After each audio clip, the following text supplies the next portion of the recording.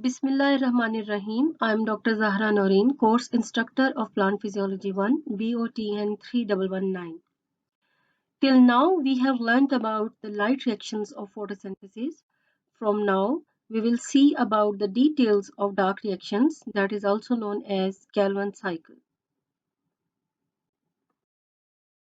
Calvin cycle or dark reactions are also known as C3 pathway or carbon dioxide reduction pathway or reductive pentose phosphate. Why Calvin cycle? Because it's the name after its scientist who first discovered it, Melvin Calvin.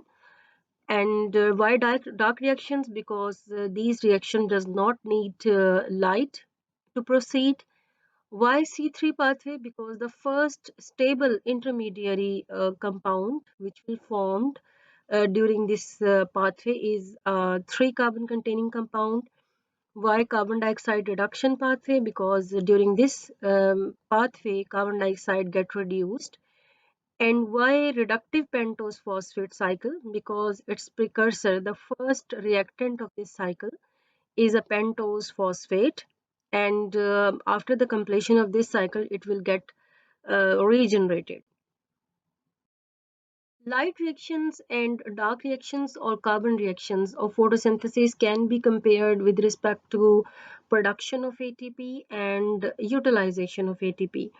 During the light reactions, as you can see here, ATP and NADPH are produced, while in case of dark reactions, both these ATP and NADPH are utilized for the fixation of carbon dioxide, or you can say the reduction of carbon dioxide, and carbon dioxide get fixed during this carbon reactions or dark reactions into carbohydrate, which are utilized for further metabolism.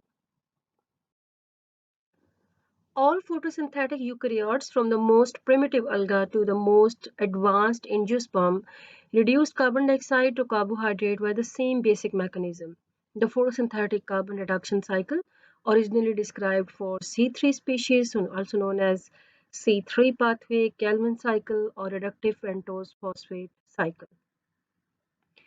It does not mean that other metabolic pathways are not present. Other metabolic pathways are also associated with the photosynthetic fixation of carbon dioxide, such as C4 photosynthetic carbon assimilation cycle and the photorespiratory carbon oxidation cycle. But these pathways are either auxiliary or dependent on the basic Calvin cycle or C3 pathway. The Calvin cycle was elucidated as a result of a series of elegant experiments by Melvin Calvin and his colleagues in 1950s, for which a Nobel Prize was awarded in 1961. The Calvin cycle proceeds in three stages. Number one is carboxylation, number two reduction, and number three regeneration.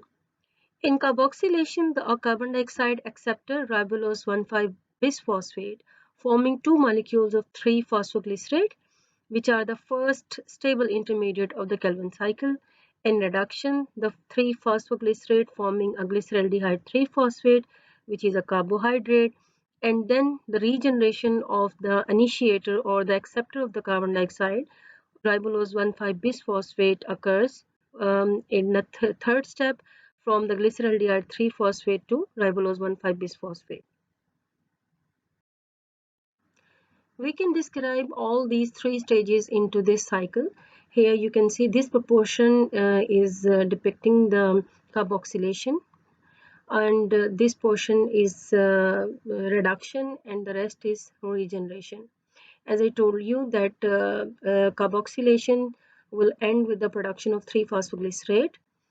In reduction, 3-glyceraldehyde 3-phosphate will be the end product, and during regeneration, ribulose 1,5-bisphosphate, which is the carbon dioxide acceptor or the first reactant of the cycle, this will be regenerated from glyceraldehyde 3-phosphate. Here you can also see the consumption of ATP and NADPH, and here also the ATP, and these ATP and NADPH were produced during the light reaction. This is the full cycle. I mean all the structures which are related to the different formula which are contributing in the cycle are here described here. I will tell you this the whole cycle in three different forms. In the first form, I will describe in terms of either it is carboxylation, reduction, or regeneration. In second form, I will describe in terms of energy, where the energy is used and where it get incorporated in which step. And along with the enzymes means the whole detail of the cycle. And in the third form, I will tell you about that how many cycles are required to generate one molecule of carbohydrate, or you can say the glucose or fructose, how it gets generated during this cycle. तो हम शुरू करते हैं first of all the first form जिसमें मैंने आपको कहा है कि मैं आपको बताऊंगी कि ये कार्बोक्सिलेशन कहाँ पे हो रही है, एक्चुअली कार्बन डाइऑक्साइड कहाँ पे इनकॉर्पोरेट होती है, फिक्स होती है. So this one is the carboxylation step in which the ribulose 1,5 bisphosphate with the help of a water molecule and of course the enzyme Rubisco will be incorporated the carbon dioxide into this molecule at carbon number 2, and two molecules of 3-phosphoglycerate will be generated. Then this step is known as carboxylation. Then this 3-phosphoglycerate will be reduced via the next step, and in which the enzyme phosphoglycerate kinase will be utilized. Kinase enzyme जब भी utilize होता है तो this will do it work at the expense of ATP. So here you can see that ATP are consumed, and for one molecule of 3-phosphoglycerate, one molecule of ATP will be utilized for this reaction, and you will get 1,3-bisphosphoglycerate molecule. 1,3-bisphosphoglycerate molecule with the help of glyceraldehyde 3-phosphate dehydrogenase enzyme, and here you can see the dehydrogenase enzyme is utilized. So it will also need NADPH as coenzyme, and energy will be utilized, and you will get triose phosphate. This triose phosphate is the glyceraldehyde 3-phosphate. Glyceraldehyde 3-phosphate can be converted into dihydroxy acetone phosphate, which is the ketonic form of glyceraldehyde 3-phosphate, and these two forms, isomeric forms, can be converted with the help of triose phosphate isomerase enzyme. Isomerase enzyme जब भी इस्तेमाल होता है तो कोई सी भी दो isomers को कन्वर्ट करने के लिए इस्तेमाल, you can see the reaction is can be in reverse direction. Triose phosphate isomerase enzyme glycolysis में भी इस्तेमाल होता है, और सेम एंजाइम यहाँ कैल्विन साइकिल में भी इस्तेमाल होता है, और glyceraldehyde 3-phosphate will be converted into dihydroxyacetone phosphate, and dihydroxyacetone phosphate can be converted back into glyceraldehyde 3-phosphate with the help of the same enzyme, triose phosphate isomerase enzyme. Now we have the 3 carbon containing compound, either it is the glyceraldehyde phosphate itself, which is the aldehydic form, or an aldol, or it is the dihydroxyacetone phosphate, which is the ketone or the ketonic form of the compound. Same structure formula, except it is a ketone, and this one is the aldehyde or the aldol.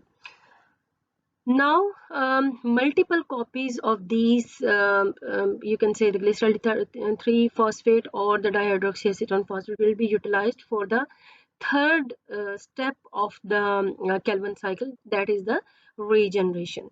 So up to the formation of 3-phosphoglycerate, it was carboxylation. Up to the generation of glyceraldehyde 3-phosphate, or you can say the triose phosphate का बनना जो है, this one is known as the reduction. और reduction में आप देख सकते हैं कि NADPH भी इस्तेमाल है, डिहाइड्रोजनेज एंजाइम रिडक्शन के लिए इस्तेमाल होते हैं. तो NADPH भी इसी दौरान में इस्तेमाल हुआ है और उसने इसको रिड्यूस कर दिया है इनटू ग्लिसरॉल्डिहाइड 3-phosphate में. और अब जो नेक्स्ट जितने भी स्टेप्स हैं वो सब के सब जो हैं will be utilized for the regeneration of the precursor molecule, and that was ribulose 1,5 bisphosphate. अब हम पहला रिएक्शन देखते हैं जो कि है कि aldolase enzyme will combine two forms. One is the aldol form and the other one is the ketone form. इन दोनों को मॉलिक्यूल्स को इस्तेमाल करेगा और this will create another combined 6 carbon containing compound which is known as fructose 1,6 bisphosphate. Fructose 1,6 bisphosphate will utilize another enzyme, will act as a substrate for the enzyme fructose 1,6 bisphosphatase, और bisphosphatase enzyme as the name indicated phosphatase means ये इसमें से phosphate group को जो है वो remove करेगा. अब इसकी दो पोजीशन पे फॉस्फेट लगी हुई है, वन पोजीशन पे भी फॉस्फेट है और सिक्स पोजीशन पे भी फॉस्फेट है. तो वन पोजीशन पे जो फॉस्फेट है ये जो है ये रिमूव हो जाएगी and this will be converted into fructose 6 phosphate. Fructose 6 phosphate एक और मॉलिक्यूल जो है ग्लिसरल्डिहाइड फॉस्फेट का, पहले ही दो जो हैं ट्रायोस फॉस्फेट वो इस्तेमाल हो चुके हैं. तीसरा ट्रायोस फॉस्फेट जो है वो ग्लिसरल फ्रुक्टोज 6 फॉस्फेट जो है वो इसके साथ कंबाइन होगा और एंजाइम है दिस टाइम ट्रांसकीटोलेज. और ट्रांसकीटोलेज एंजाइम क्या करेगा कि ये will convert these two into another forms of the compound. One is the 4 carbon containing erythrose 4 phosphate and the other one is 5 carbon containing xylulose 5 phosphate. अगर आप इनके कार्बन नंबर को combine करके देखें तो फ्रुक्टोज 6 फॉस्फेट के पास 6 carbon थे जबकि ग्लिसरल्डिहाइड 3 फॉस्फेट के पास 3 कार्बन हैं. इन दोनों को अगर आप मिलाते हैं तो ये 9 कार्बन बनते हैं. और अब आप इसके प्रोडक्ट को देख लें, जो जाइलुलोज 5 फॉस्फेट है ये 5 कार्बन कंटेनिंग कंपाउंड है जबकि जो एरिथ्रोज 4 फॉस्फेट है ये 4 कार्बन कंटेनिंग कंपाउंड है. सो आपके 9 नंबर जो हैं कार्बन के जो कि इसके रिएक्टेंट में मौजूद थे वो फुलफिल हो जाते हैं इस तरीके से. Again aldolase enzyme will work और एल्डोलेज एंजाइम को आपने पहले भी देखा है कि ये ऑल्दो कि ये रिवर्स डायरेक्शन में भी काम कर सकते हैं. दोनों ही ट्रांसकीटोलेज भी रिवर्स डायरेक्शन में काम कर सकता है और एल्डोलेज भी रिवर्स डायरेक्शन में ही काम कर सकते हैं. एल्डोलेज को एल्डोलेज एंजाइम क्यों कहते हैं? क्योंकि ये जो आप कह लें कि एल्डोल को जो है आप कह लें कि कीटोन में ये एल्डोल को लाइसिस उसकी करता है, लेकिन यहाँ पे ये लाइसिस नहीं कर रहा, यहाँ पे उसका रिवर्स रिएक्शन है.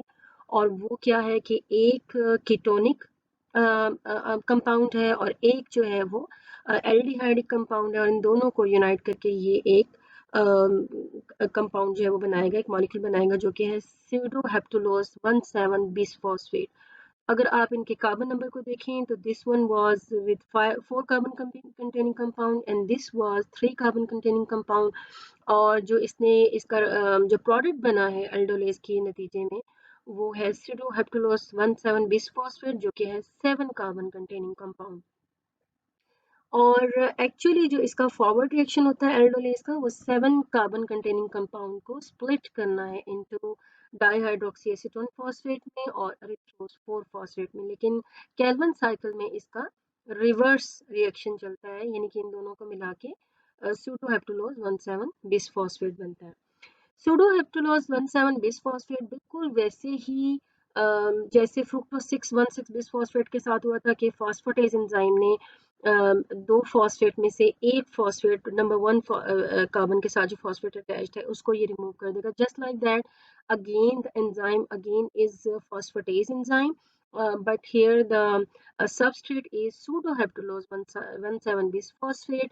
So a phosphate from carbon number 1 will be removed via the action of this enzyme and you will get the product pseudoheptulose 7 phosphate because phosphate at one carbon number is removed. Pseudoheptulose 7 phosphate utilize another molecule of triose phosphate, that is because itself it's a ketone, so it will use the triose phosphate in aldol form. So one aldehyde and one ketone and again the enzyme is transketolase. ट्रांसकीटोलेज का पहले ही मैंने आपको बता चुकी हूँ कि ये दो डिफरेंट मॉलिक्यूल्स को अगेन इनकी स्प्लिटिंग करेगा कार्बन के नंबर की. तो hair now the number is 7 in this compound and 3 in this compound, so total number है हमारे पास 10 कार्बन का. now you will see the product आप देखेंगे तो एक प्रोडक्ट जो वही है जो कि इसने पहले भी बनाया है, that is xylulose 5 phosphate 5 carbon containing compound, and the other product will be ribose 5 phosphate which is also a 5 carbon containing compound. But again you can see one is the ketonic form and other one is the aldehydic form. Now we are going to regenerate ribulose 1,5 bisphosphate. तो अगर आप ribose 5 phosphate को देखें और इसके structure और ribulose 1,5 bisphosphate के structure को अगर गौर से देखें, तो इन दोनों के स्ट्रक्चर में कोई ज़्यादा डिफरेंस नहीं है सिवाय कार्बन नंबर 2 पे कीटोन ग्रुप के मौजूद होने का, और इसके अलावा जो आप कह लें कि बाकी का जो स्ट्रक्चर है वो उसमें कार्बन नंबर 1 के साथ जो है वो फॉस्फेट अटैच है, और यहाँ पे कीटोन ग्रुप मौजूद है, सेकंड नंबर पे कीटोन ग्रुप मौजूद है। So, first of all, ribose 5-phosphate with the help of ribulose 5-phosphate isomerase enzyme अपना second isomer में convert हो जाएगा। ये इसकी aldehyde aldol form है, and this will be its ketone form, और वो क्या है, ribose will be converted into ribulose। now जो difference है वो सिर्फ एक phosphate का रह गया है, और वो phosphate का difference भी kinase enzyme जो कि phosphorybo राइबोलोकाइनेज एंजाइम की मौजूदगी में एक एटीपी यूटिलाइज होगा, and this राइबोलोज 5 phosphate will be converted into राइबोलोज 1,5 bisphosphate. Now the story of this product has been ended into the formation of one ribulose 1,5 bisphosphate molecule. Now we will get back to the xylulose 5-phosphate। xylulose 5-phosphate के structure को अगर आप देखें तो ribulose 5-phosphate और xylulose 5-phosphate दोनों ही ketone हैं, but difference जो है, जो मैंने सर्कल भी किया हुआ है, कि डिफरेंस सिर्फ कार्बन नंबर 3 पे H और OH के पोजीशन का है। So to convert this position, or to arrange this position according to the ribulose 1,5 bisphosphate की में कन्वर्ट करने के लिए सिर्फ इसकी रोटेशन रिक्वायर्ड है, और उसके लिए जो एंजाइम रिक्वायर्ड है दैट इज 3 एपिमेरेज। एपिमेरेज एंजाइम जो है इसमें इस्तेमाल होगा। 3 का मतलब ये कि कार्बन नंबर 3 पे ये एक्ट करेगा। तो कार्बन नंबर 3 को आप देखिएगा यहाँ पे इन दोनों के फार्मूला में कोई डिफरेंस नहीं है सिवाय इसके कि जो पोजीशन है H और AH की, OH की, वो चेंज हो चुकी है। Now it is again राइबोलोज 5 phosphate, और इसको भी राइबोलोज 1,5 बिसफॉस्फेट में कन्वर्ट होने के लिए जस्ट एक फॉस्फेट ग्रुप की ज़रूरत है, और वो एक एटीपी को अगेन यूटिलाइज करके this will be converted into राइबोलोज 1,5 bisphosphate. इस तरीके से हम दूसरा राइबोलोज 1,5 बिसफॉस्फेट जो है वो जनरेट कर चुके हैं। Now get back to the third 5 carbon containing compound, जो कि हमने पहला ट्रांसकीटोलेज एंजाइम के फर्स्ट एक्शन से बनाया था, और क्योंकि ये भी ज़ाइलोलोज 5 फॉस्फेट ही है, और अभी मैंने जो आपको सारा जो एंजाइम्स और रिएक्शन बताए वो ज़ाइलोलोज 5 फॉस्फेट के लिए, तो the same enzyme will work for here as well, यानी कि इसको ये भी xylulose 5 phosphate will be converted into ribulose 5 phosphate with the help of epimerase enzyme, and this ribulose 5-phosphate with the help of one ATP will be converted into ribulose 1,5 bisphosphate. So in this way, इस पूरे cycle के चलने से हमारे पास 3 molecule of राइबोलोज 1,5 bisphosphate जो हैं वो regenerate हो चुके हैं। अगर आपको याद हो तो स्टार्ट भी हमने 3 मॉलिक्यूल्स ऑफ राइबोलोज 1,5 बिसफॉस्फेट से ही किया था। नाउ मैं आपको इसकी थर्ड फॉर्म के में जो है वो इसको एक्सप्लेन करने जा रही हूँ। पहले मैंने आपको बताया कार्बोक्सिलेशन, रिडक्शन, रीजनरेशन के हिसाब से, फिर मैंने आपको इसकी एंजाइम्स के साथ डिटेल बताई है, और अब मैं आपको इन मॉलिक्यूल्स के नंबर या स्टोक्योमेट्री जो है उसके लिहाज से इसको बताने जा रही हूँ कि आया how can you satisfied the number of triose phosphate generated during this reaction, और वो कहाँ कहाँ इस्तेमाल हो रहे हैं। तो शुरू में जब हमने इस साइकिल को स्टार्ट किया है, तो अगर आप यहाँ पे नोट कीजिएगा तो 3 कार्बन डाइऑक्साइड जो है इस प्रोसेस में हमने इस्तेमाल किए हैं। तो अगर एक कार्बन डाइऑक्साइड हम एक राइबोलोज 1,5 बिसफॉस्फेट एक कार्बन डाइऑक्साइड को इनकॉर्पोरेट करता है, तो 2 मॉलिक्यूल जो हैं वो 3 फॉस्फोग्लिसरेट के जनरेट होते हैं ड्यूरिंग कार्बोक्सिलेशन। बट यहाँ पे हमने इसको बैलेंस करने के लिए लिखा है कि ये 3 कार्बन डाइऑक्साइड को आप कंसिडर करें कि एट ए टाइम उनकी फिक्सेशन हो रही है थ्रू 3 मॉलिक्यूल्स ऑफ राइबोलोज 1,5 बिसफॉस्फेट, जो कि हम रीजनरेट भी अब कर चुके हैं। तो इस तरीके से हमारे पास टोटल जो 3 फॉस्फोग्लिसरेट हैं वो 6 जनरेट होंगे। एक कार्बन डाइऑक्साइड अगर फिक्स होता तो 2 होते तो 4 हो जाने थे, और अब क्योंकि हम 3 के हिसाब से बात कर रहे हैं तो लिहाजा यहाँ पे 6 मॉलिक्यूल जो हैं 3 फॉस्फोग्लिसरेट के वो जनरेट होंगे। क्योंकि ये 6 हैं तो लिहाजा जो 1,3 बिस फॉस्फोग्लिसरेट है वो भी 6 होंगे और जो ट्राइओस फॉस्फेट है वो भी 6 ही बनेंगी, either in the form of glyceraldehyde 3 phosphate or in the form of dihydroxyacetone phosphate। इस कहानी को हम पहले ही समराइज कर चुके हैं कि कौन सी फॉर्म किस जगह पे इस्तेमाल होगी। अब हम सिर्फ ये कंसिडर करते हैं कि यहाँ पे इधर ग्लिसरल्डिहाइड 3 फॉस्फेट है या dihydroxy acetone 3 hydroxy acetone phosphate है। दोनों के केस में ही हम ये कंसिडर करते हैं कि एक्चुअली इट्स अ ट्राइओस फॉस्फेट जिसके 6 मॉलिक्यूल यहाँ पे मौजूद हैं। अब 2 मॉलिक्यूल तो मैंने आपको पहले ही रिएक्शन में बताए थे कि ये एल्डोलेज एंजाइम इन दोनों को इस्तेमाल करेगा, तो 2 यहाँ पे इस्तेमाल होगी 1 एंड 2। थर्ड मॉलिक्यूल जो था वो आपको मैंने इस्तेमाल करवाया जो फॉर द ट्रांसकीटोलेज एंजाइम, जिसमें फ्रुक्टोज 6 फॉस्फेट और एक ट्राइओस फॉस्फेट यहाँ पे इस्तेमाल हो गया था। फोर्थ ट्राइओस फॉस्फेट जो था वो एल्डोलेज ने अगेन इस्तेमाल किया for the formation of sedoheptulose 1,7 bis phosphate. और जो फिफ्थ ट्राइओस फॉस्फेट है that was utilized by the transketolase enzyme again और for the formation of xylose 5 phosphate and ribose 5 phosphate। Now where is the sixth triose phosphate?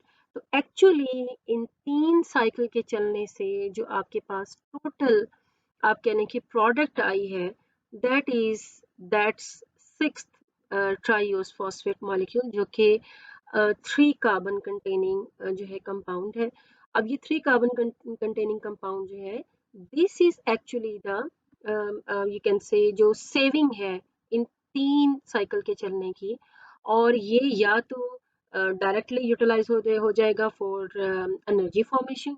Glycolysis में भी directly ये इस्तेमाल हो सकता है। अगर आप ग्लाइकोलिसिस को देखें तो ये उसका भी इंटरमीडिएट कंपाउंड है और ये कार्बन साइकिल का भी इंटरमीडिएट कंपाउंड है। तो as it is it can be utilise for the glycolysis cycle and वहाँ पे ये एटीपी की जनरेशन के लिए इस्तेमाल हो सकता है।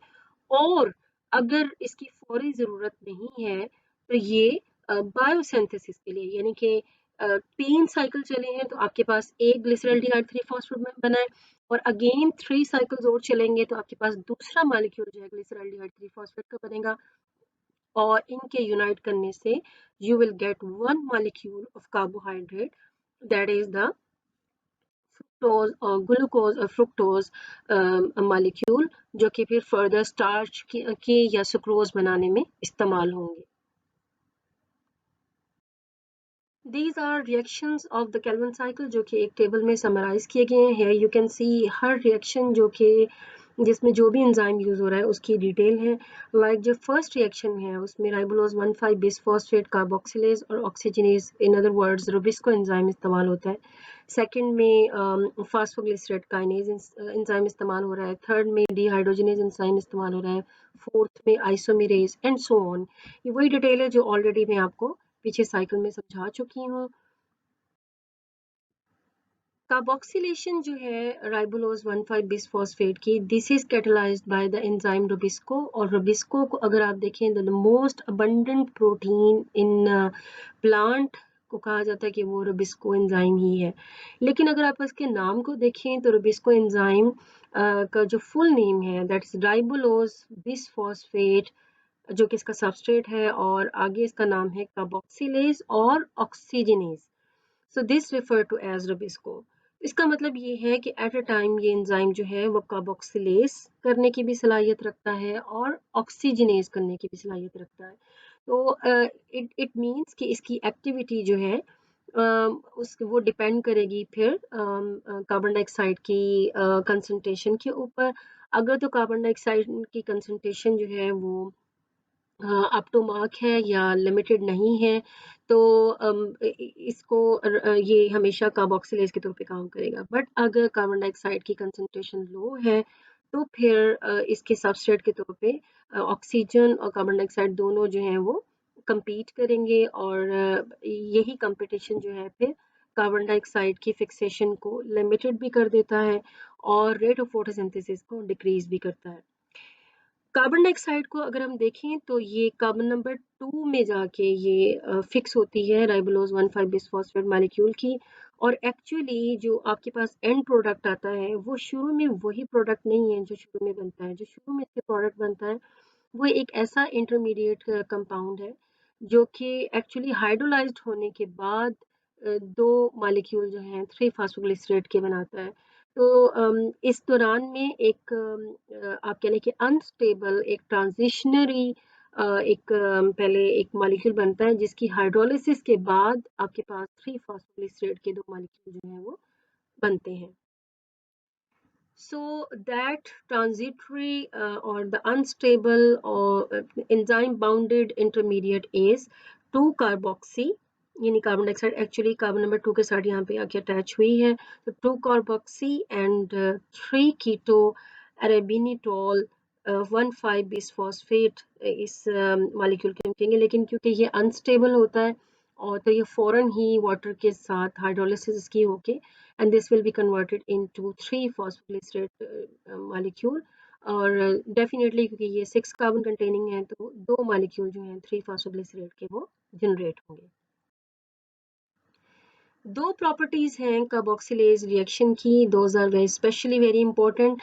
नंबर एक के कार्बोक्सिलेशन को जो फेवर करता है वो negative change in free energy है।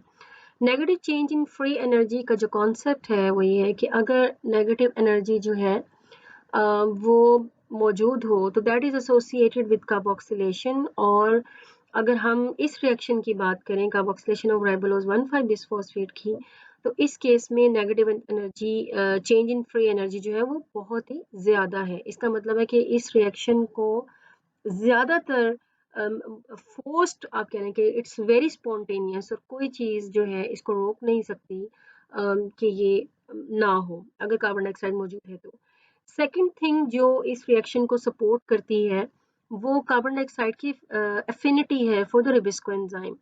रुबिस्को जो है जिस मैंने आपको पहले बताया कि ये बहुत ही अबंडेंटली प्रेजेंट प्रोटीन है। एक तो ये कि इसकी बिल्कुल भी कमी नहीं है प्लांट के अंदर, कि ऐसा नहीं है कि सबस्ट्रेट मौजूद है और एंजाइम की कमी है, तो एंजाइम ऑलरेडी बहुत ज़्यादा क्वांटिटी में मौजूद है।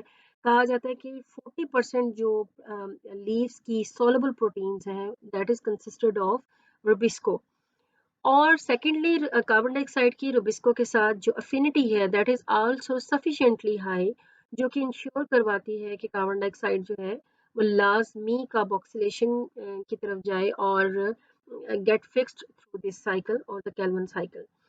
और अगर आपको फर्दर बताया जाए तो इसमें आप देख सकते हैं कि अगर कंसंट्रेशन जो है एक्टिव साइट्स की जो रुबिस्को की एक्टिव साइट्स हैं उनको कैलकुलेट किया गया है क्लोरोप्लास्ट के स्ट्रोमा में, and this is about 4 millimolar और 500 times greater than the concentration of its carbon dioxide substrate. यानी सबस्ट्रेट इतनी अमाउंट में मौजूद नहीं है जितना कि रुबिस्को की एक्टिव साइट्स जहाँ पे जाके सबस्ट्रेट ने बाइंड होना है वो मौजूद हैं। तो दैट इज वाई कार्बोक्सिलेशन जो है that is the favourable reaction और स्पॉन्टेनियस रिएक्शन। और as long as carbon dioxide is available तो कोई और रिएक्शन यानी कि ऑक्सीजनेशन की तरफ प्लांट फिर नहीं जाता, हमेशा जो है कार्बोक्सिलेशन जो है वो फेवरेट रहता है इसके लिए। Triose phosphates are formed in the reduction step of the Calvin cycle. Calvin cycle जो नेक्स्ट स्टेप है वो मैंने आपको बताया था कि वो रिडक्शन है, डिटेल में आपको पहले ही बता चुकी हूँ।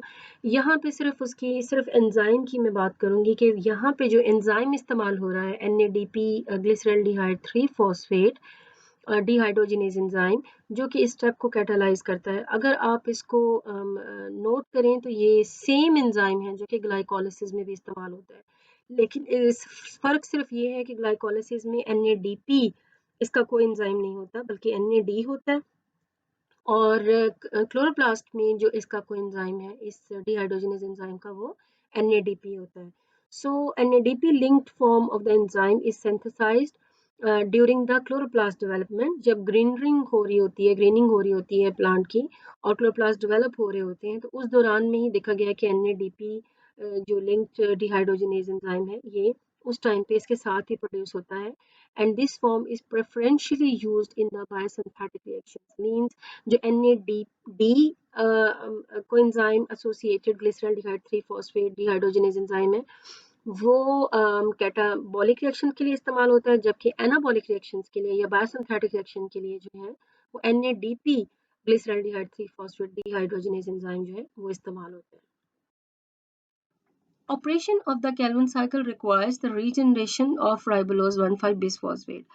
अगर कार्बन डाइऑक्साइड की कॉन्टिन्यूस अपटेक रिक्वायर्ड है प्लांट को, तो इसके लिए ज़रूरी है कि कार्बन डाइऑक्साइड का जो एक्सेप्टर है राइबोलोज 1,5 बिसफॉस्फेट, वो भी कॉन्स्टेंटली रीजनरेट होता रहे और इसकी डिप्लीशन ना हो। इसी की डिप्लीशन को रोकने के लिए अगर हम कैल्विन साइकिल के इंटरमीडिएट्स को देखते हैं, तो हम देखते हैं कि 3 मॉलिक्यूल्स जो हैं राइबोलोज 1,5 बिसफॉस्फेट के, वो जनरेट होते हैं by the reactions that reshuffles the carbon from the 5 molecules of triose phosphate.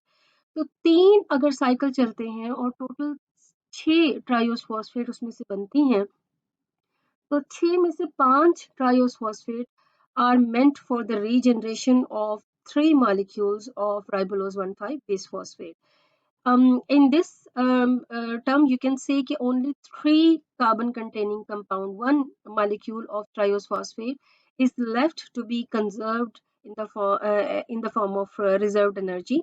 और बाकी सारे के सारे जो हैं वो रीजनरेशन और continuous Uptake of the carbon dioxide के लिए कार्बन डाइऑक्साइड के एक्सेप्टर को रीजनरेट करने के लिए इस्तेमाल हो जाते हैं।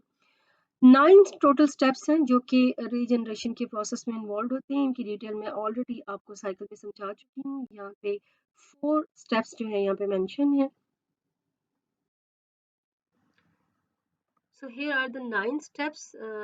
4 were described in the previous slide and 5 are described here, जो कि मैं ऑलरेडी आपसे डिस्कस कर चुकी हूँ कि किस तरीके से कौन कौन से जो आप कहने के कंपाउंड हैं, कौन कौन से मॉलिक्यूल्स हैं ट्राइओस फॉस्फेट के, वो कौन कौन से एंजाइम्स को लेके कहाँ कहाँ पे इस्तेमाल होगी और फिर इसको कन्वर्ट करते हैं राइबोलोज 1,5 बिसफॉस्फेट को रीजनरेट होने के लिए। कैल्विन साइकिल को देखा गया है कि ये ऑटो कैटालिटिक है। ऑटो कैटालिटिक से क्या मुराद है कि ये अपने जितने भी इंटरमीडिएट्स हैं उनके लिए ये किसी पे डिपेंडेंट नहीं है और ये एस्पेक्ट इसका बहुत ही इम्पॉर्टेंट है जो कि कैल्विन साइकिल को जो है ऑटो कैटालिटिक बनाता है कि अपने तमाम इंटरमीडिएट्स को ये खुद बना सकता है। Or as a consequence, Calvin cycle has the metabolically desirable feature of producing more substrate than is consumed, as long as triose phosphate is not being diverted elsewhere. तो ये अपने इंटरमीडिएट को बनाने के लिए उनको इस्तेमाल करता रहता है। जैसे कि अभी हमने नोटिस भी किया कि जो है टोटल 18 में से 15 तो ये राइबोलोज 1,5 बिसफॉस्फेट को रीजनरेट करने के लिए इस्तेमाल कर लेता है। So the importance of this autocatalytic property is proven by experiments जिनमें लीव्स को पहले डार्कनेस में रखा गया और फिर उनके आइसोलेटेड क्लोरोप्लास्ट को एलिमिनेट जब किया गया तो देखा गया कि उनमें फौरन से ही कार्बन डाइऑक्साइड की फिक्सेशन स्टार्ट हो गई है। अगर इंटरमीडिएट कंपाउंड्स ऑलरेडी मौजूद ना हो तो उनको बनने में टाइम लगेगा और बनने में जब टाइम लगता है तो फिर रिएक्शंस को स्टार्ट होने में भी टाइम लगेगा और यही जो टाइम है जिसे हम कहते हैं कि इंडक्शन पीरियड या लैग टाइम भी जिसको हम कहते हैं कि रिएक्टेंट प्रोवाइड कर दिए जाएं और उसके बाद एक्चुअल रिएक्शन जब स्टार्ट होता है तो इस दौरान में जो टाइम पीरियड है उसको हम कहते हैं इंडक्शन पीरियड और द लैग टाइम। तो ये लैग टाइम जो है ये कैल्विन साइकिल का ये कार्बन डाइऑक्साइड फिक्सेशन का ये बहुत ही कम है और फौरन जैसे ही एलिमिनेटेड किया गया क्लोरोप्लास्ट को तो फौरन कार्बन डाइऑक्साइड फिक्सेशन जो है वो स्टार्ट हो जाती है with in first few minutes. इसका मतलब ये है कि ऑलरेडी पूल में इंटरमीडिएट्स जो हैं कैल्विन साइकिल के वो मौजूद होते हैं जिसकी वजह से जैसे ही उनको लाइट मिलती है तो फिर वो फौरन से फिक्सेशन जो है कार्बन डाइऑक्साइड की वो स्टार्ट कर देते हैं।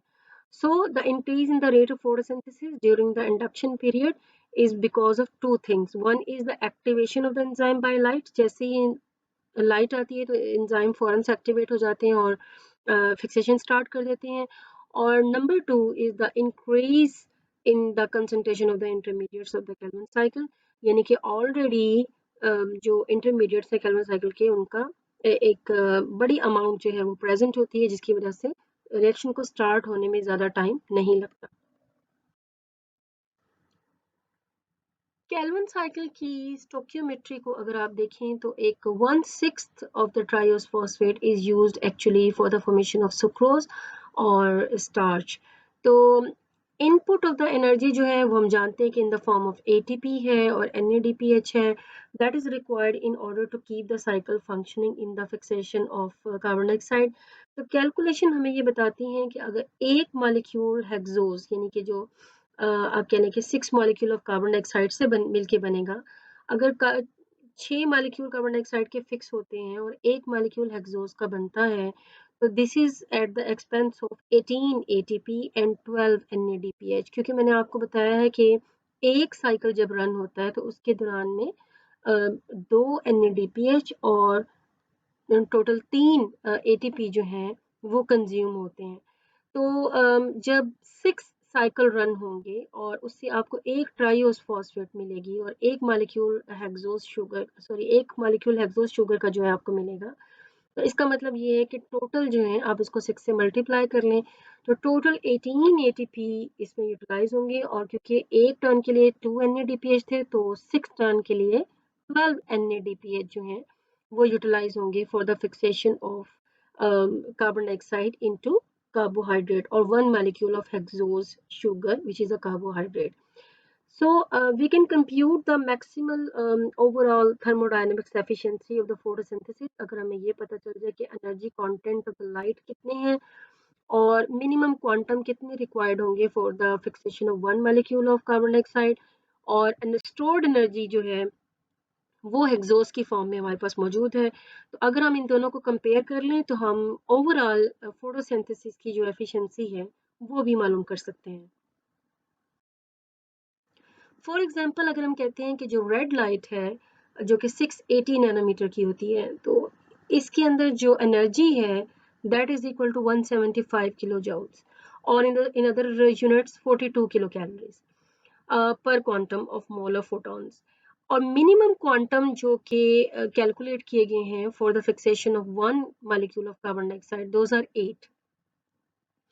ऑल्दो एक्सपेरिमेंटली जो नंबर है वो 9, 10 और इससे आगे की भी फिगर है, लेकिन हम मिनिमम को कंसिडर कर लें कि 8 फोटॉन तो लाजमी चाहिए हैं वन कार्बन डाइऑक्साइड मॉलिक्यूल को फिक्स करने के लिए।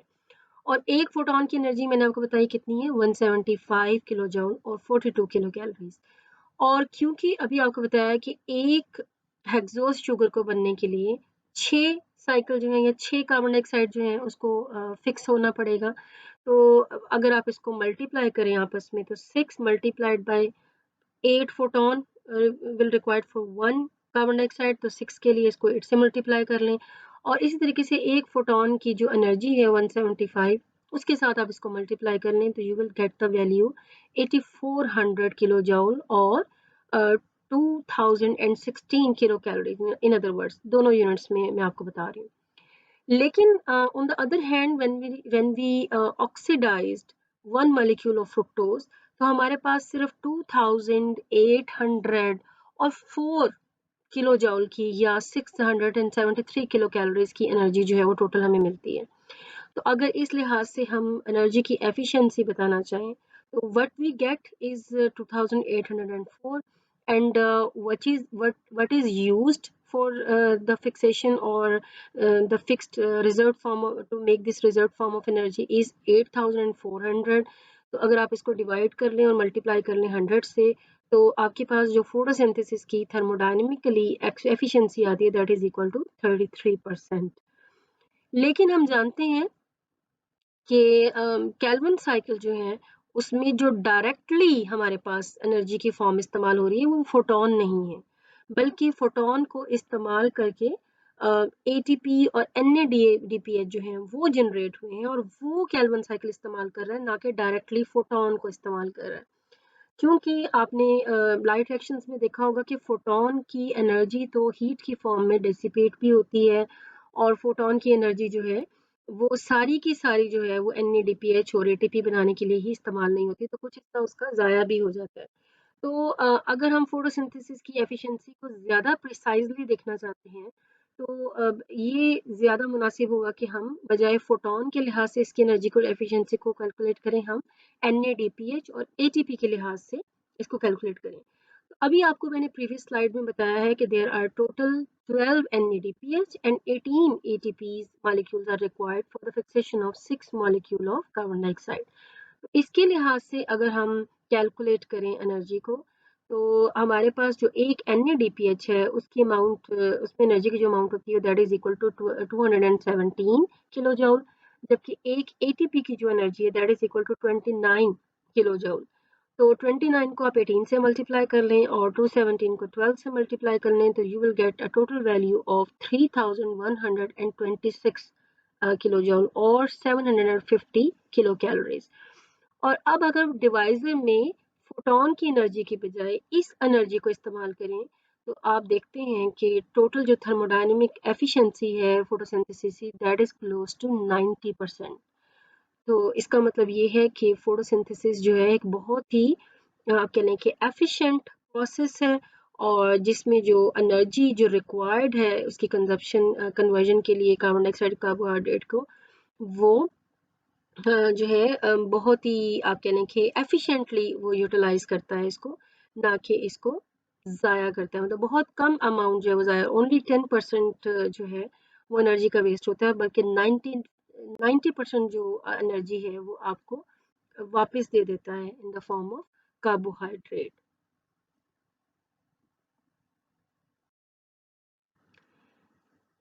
Kelvin cycle does not occur in all autotrophic cells. Of course, it is not because बहुत सारे ऐसे anaerobic bacteria हैं जो कि use करते हैं other pathways for the autotrophic growth, और उनमें हमारे पास मौजूद हैं pyridoxine mediated synthesis of organic acids from acetyl and succinyl CoA derivative via reversal of the citric acid cycle, जिसको reductive carboxylic acid cycle भी कहा जाता है। अब ग्रीन सल्फर बैक्टीरिया में होता है। इसके अलावा जो कैल्विन साइकिल की बजाय बैक्टीरिया इस्तेमाल कर सकते हैं कार्बोहाइड्रेट्स को प्रोड्यूस करने के लिए या एनर्जी स्टोर्ड कंपाउंड को बनाने के लिए, that is the glyoxylate producing cycle, जिसमें hydroxy propionate pathway of green sulphur non sulphur bacteria जो हैं वो इस्तेमाल करते हैं। And another one is the linear route, that is acetyl CoA pathway of acetogenic and methanogenic bacteria, जो कि directly acetyl CoA को इस्तेमाल करते हैं एनर्जी सोर्स के तौर पे, और वो कार्बोहाइड्रेट को बनाने के लिए कैल्विन साइकिल का इस्तेमाल नहीं करते। Thus, although the Calvin cycle is quantitatively the most important pathway of the autotrophic carbon dioxide fixation, other are also present in the other organisms which are not utilized for the formation of carbohydrate, but other compounds which are directly utilized for the formation of energy. The material of the present lecture is collected from these two books. Thank you very much. This is all about today's lecture. If you have any question or query, you can ask on GCR, WhatsApp, or you can email me.